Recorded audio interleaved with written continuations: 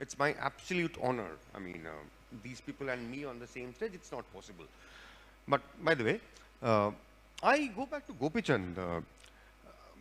Gopichand won All England the day Harbhajan Singh took a hat trick against Australia in that 2001 VVS Lakshman cricket test match at Eden Gardens. Gopichand won All England on that day. And after that, I met Gopichand a lot of times. I went to Hyderabad. I met him first time in the LB Stadium. He was practicing 1 against 3. Gopichand on one side and 3 other players on the other side of the court. I asked why. He said, speed as an EA. International badminton ka jo, the speed that you're required to play at, you don't get that over here. So I have to practice against 3. In fact, he dropped me on his car to my hotel. After that, he became coach immediately after he stopped as a player. And then from 2011 to 2023, India produced medal winners from the top events of the world. I mean, World Championship or the Olympics. From 11 to 23, non-stop, at least one medal. Gopichand, that stopped last year.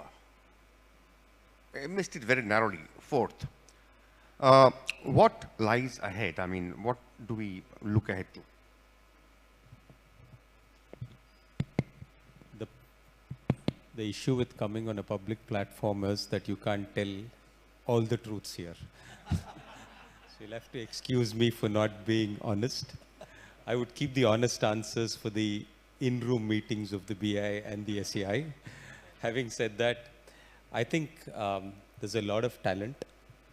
When I used to play, there were 30 players playing. Today, there are probably 30,000 players playing, in that sense, literally. We used to have 3 badminton courts in Hyderabad. We have 1,000 badminton courts today. So I think the sport has grown huge. I think that influx has also ensured that the systemic growth which is needed, and I think Adil spoke about it, the coaches, the physios, the trainers, the ecosystem around it, the associations, the government, I think the understanding of the corporates, I think all of them have to come together. The tank is filled with talent. The pipeline and the tap also have to be clean to ensure that the talent comes through. I think at any stage, if we don't have a proper system, we will fail. And India at 2036 would mean that we actually have to run the entire system very well, and we'll have many, many medals is what I would say. Gopichand keeps getting younger. I mean, the first time I met him, he is 10 years younger than that, by the way. I remember that Gopichand used to come to Calcutta on invitation of an organization called Badminton Players Association of Bengal, right? And he used to come here, and I used to go and meet him. At that point in time, he used to tell me that, okay, there is this girl coming up. What's her name? Saina Nehwal. She was playing juniors at the point in time. After that, I asked boss, what lies ahead? He said that another girl coming up, PV Sindhu. We don't want to get into names, Gopichand, but I remember that you kept insisting that we need a bigger pool, and we need a bigger pool of coaches, not just players. Coaches. Has that been fulfilled? I think definitely not. I think we need coaches who are committed. Infrastructure doesn't produce results. Good coaches produce results. I think we need to invest in ensuring that our best players turn to coaches. We respect our coaches, we respect the ecosystem and the support team, and that's a very important part of producing the next generation of players. We've inspired them. A lot of people are coming to play. We need to ensure that we convert them into players, and that's a very important thing. One thing, I think maybe off the subject, but also very important to understand that world level sport is a totally different beast. It's not state level or recreational in any which way. I think that difference is very important to understand, that to produce recreational players or state level players and to produce an Olympic level athlete is a totally different game, which needs very specific input and targeting. people think it is not rocket science and we can get into it. And the challenge is that it is rocket science. And if you don't know, you don't know. And that understanding is very critical. Wonderful, wonderful. No, fantastic. On that note, Mr. Anand, I want to get your thoughts on this as well. The rocket science part of it, right? Your thoughts, is Indian chess today, the best it has ever been? Are we world class? Not just again from a 2024 perspective, but to what Mr. Gopichand was saying, that today do we have a culture where we feel that in the coming decade, India will thrive and be in the top echelons of chess? Do you feel very positive about Indian chess? Yes. I think it's possible to say now that India is one of the top 3 or 4 countries at most. We are number 1 by several measures, but not all of them. And the thing is, if you have 3 players, I think the oldest is maybe is going to be 21. Yeah. And then what this also means is that for the next 10 years or 15 years, Indian fans can really have a fantastic time watching chess tournaments, because there's going to be at least one player in every important event. There isn't going to be a competition where we're not represented. Do we have that same situation in women? Not exactly. Though the Women's Olympiad was a highlight, I think we need to do more to get to that stage in women. But we have a much strong. India is definitely the strongest it has ever been, and we are one of the top countries in the world. But from an internal perspective, I think there's so much capacity to grow. There's so much potential talent out there in India, and we could do even much better. So, there's a lot to work for. And one more thing. It's fantastic that we have 3 or 4 youngsters who are all competing against each other. So they're not just sitting there thinking it's nice that I have company. They're looking back every stage thinking there's someone on my back. It's nice when you might be one of the best players in the world, but you might not even be the best player in your house or in your city. It keeps you sharper, I think, and I think that bodes very well for Indian chess, that we have a very, very competitive scene here, and that pushes everyone just that bit harder. Thank you, and we owe a lot to you for reaching that particular stage. Atreyu, your question. I have a question. I mean, since it's on chess, let me move on to chess. I mean, sitting next to me is Dibyendu Barua, who beat Victor Korchnoi, the reigning world number 2 at that point in time, when he was 15 or 16 years old. That was in the early or mid-80s, right? That was at 82, as Dada says. So, that was before an Indian made a mark at the world level in this game. That happened before Viswanathan Anand happened. Huh? I'm not joking. I'm not exaggerating. Sitting next to me, this person did it. And he's not just a chess player. He's a coach. He's an administrator. He's the vice president of the All India Chess Federation. He has seen this game from all the levels possible. Dibyendu, my question for you is that we see a lot of politics in chess. I mean, we see a lot of administrative, maramari. So, has Indian chess developed irrespective of that or because of that? I know it's a tough question. And you can be honest here.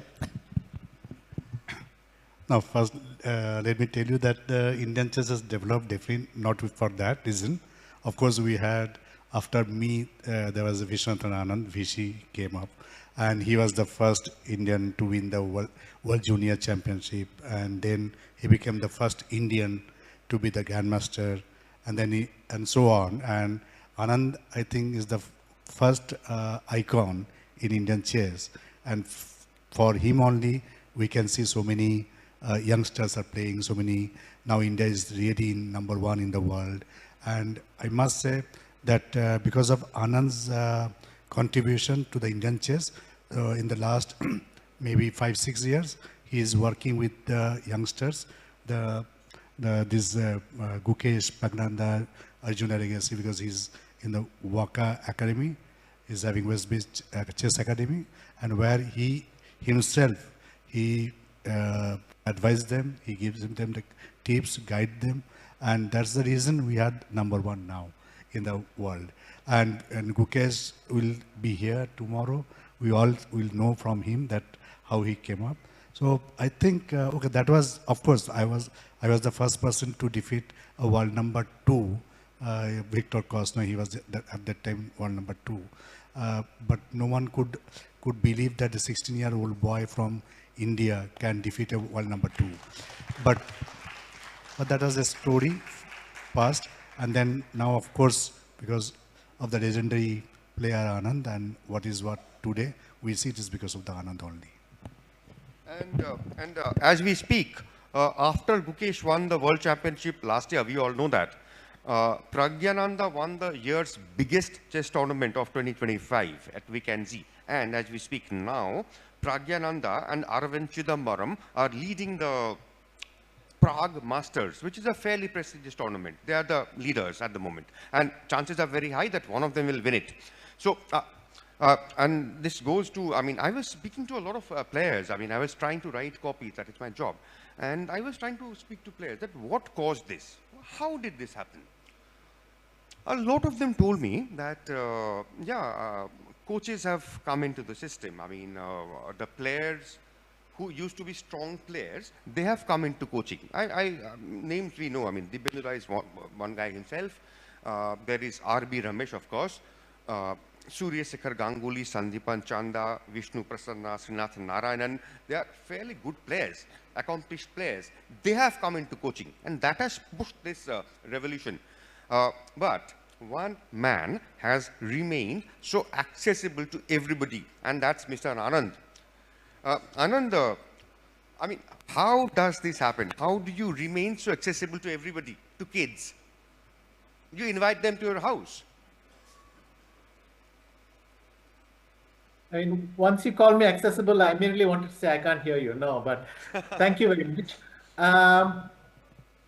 Look, I like interacting with them. And so it was very touching that as soon as they become a grandmaster, they would ask if they could visit. And I was happy to meet them. They would show me some game they played on their way to the title. We discussed chess a little bit. And I always enjoyed these encounters. That many of those who did that have gone on to such great heights is due to a lot of reasons. A lot of things came together. You know, the system developed, the ecosystem developed, and now, as you mentioned, we have coaches, we have people who are able to popularize the game, we have sponsors. You know, it all comes together, and I think that explains a lot. As you mentioned, the work of all our coaches, including Dibyendu, and I'm happy that I could join this party a little bit late. I started just a few years back, and a bit more specialized in whom I was selecting, but we have wonderful coaches and a wonderful system in India, and the system is very resilient.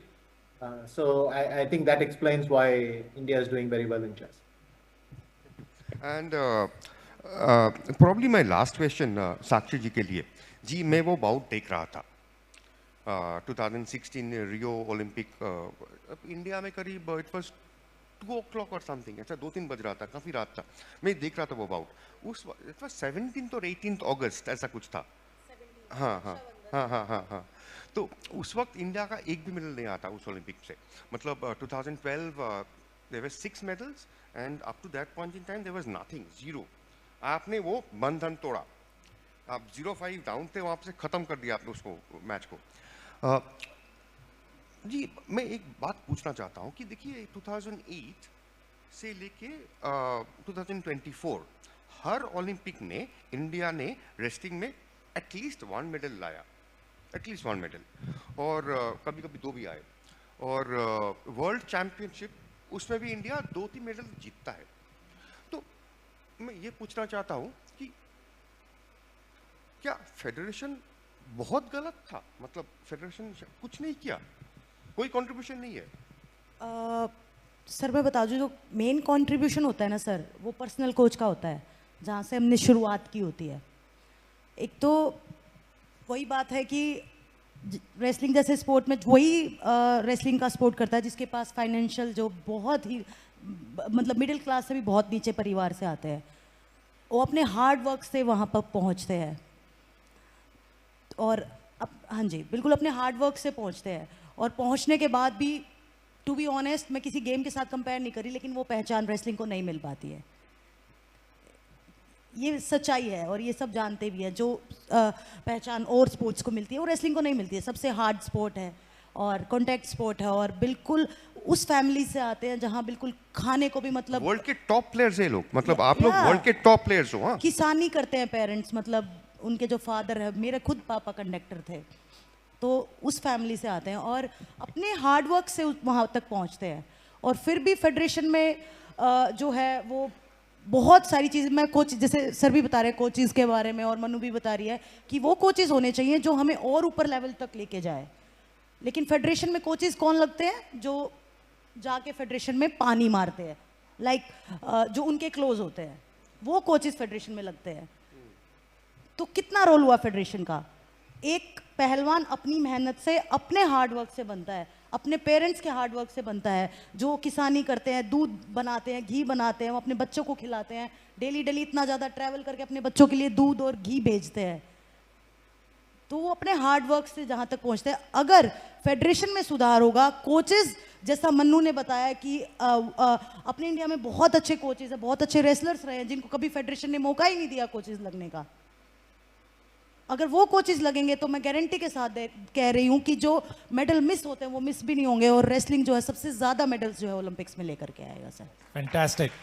Ladies and gentlemen, as we come to the close of this panel, remember any sport is all about highs and lows and how we pick ourselves. And as we sort of reflect on this session, firstly I want to thank Mr. Anand, Mr. Gopichand, Ms. Malik, Mr. Barua, and my fellow panelist, Mr. Atreyo, for joining us here. 3-4 quick lessons to remember. I think, Mr. Anand, thank you for sort of reminding us that luck plays a very big role, but we've constantly got to be prepared. Gopichand sir spoke about the importance of small wins, importance of not just waiting for those World Cups and Champions Trophies and All Englands, but those little wins so that you can propel forward. Sakshi ji, I'll never forget that 3 minute ki kya value hoti hai. Thank you for reminding all of us. 3 minutes could change your life and change the pride of nation. And Mr. Barua, again, the point that a teenager could become a sensation and change the face of a nation. Thank you for making us believe. Ladies and gentlemen, this is Prantik. Thank you so much.